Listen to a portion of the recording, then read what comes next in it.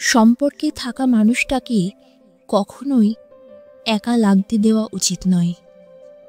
সময়ের অভাব থাকলেও অন্তত কিছুটা সময় দিন, যেন সে না ভাবে আপনি তাকে ভুলে গেছেন।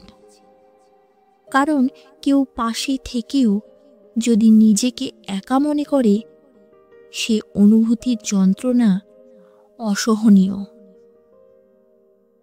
এমন একাকিত্ব শুধু মানুষকে মানসিকভাবে ভেঙে দেয় না, বরং তাকে ধীরে ধীরে গভীর ডিপ্রেশনের দিকে ঠেলে দেয়।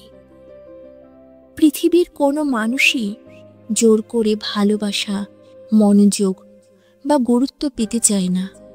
সে শুধু চায় কেউ নিজের ইচ্ছে থেকে তাকে সময় দিক, তার প্রতি মনোযোগী হোক, একটু যত্ন নিক, একটু কেয়ারিং হোক।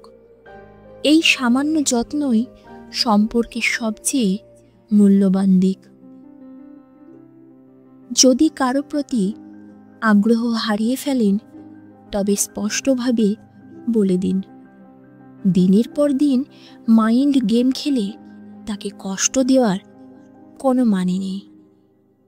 ব্যস্ততার অজুহাতে যাকে আপনি মানসিক যন্ত্রণায় রাখছেন, সে মানুষটা কিন্তু কোনো অপরাধ করেনি। সে শুধু সামান্য সময় চেয়েছিল, যা প্রতিটি সম্পর্কের ন্যূনতম চাওয়া। একটি সুন্দর সম্পর্ক অনেক সময় নষ্ট হয়ে যায় শুধুমাত্র ব্যস্ততার কারণে।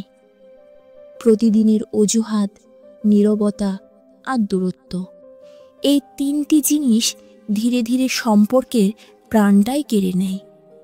কেউ হয়তো এইভাবে মুক্তি পেয়ে যায়, কিন্তু যে মানুষটি ভালোবেসে প্রতিদিন একটু মনোযোগের অপেক্ষায় থাকে, সে মানসিকভাবে চূর্ণ বিচূর্ণ হয়ে যায়, নিজের স্বাভাবিকতা হারিয়ে ফেলে।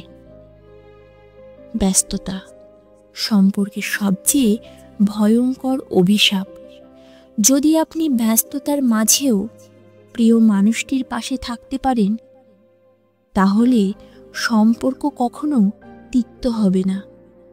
কিন্তু যদি সম্পর্কের চেয়ে ব্যস্ততাকে বেশি গুরুত্ব দেন, তবে একসময় একজন না একজন নিশ্চিতভাবে নিজের ভালো থাকার ক্ষমতাটাই হারিয়ে ফেলবে।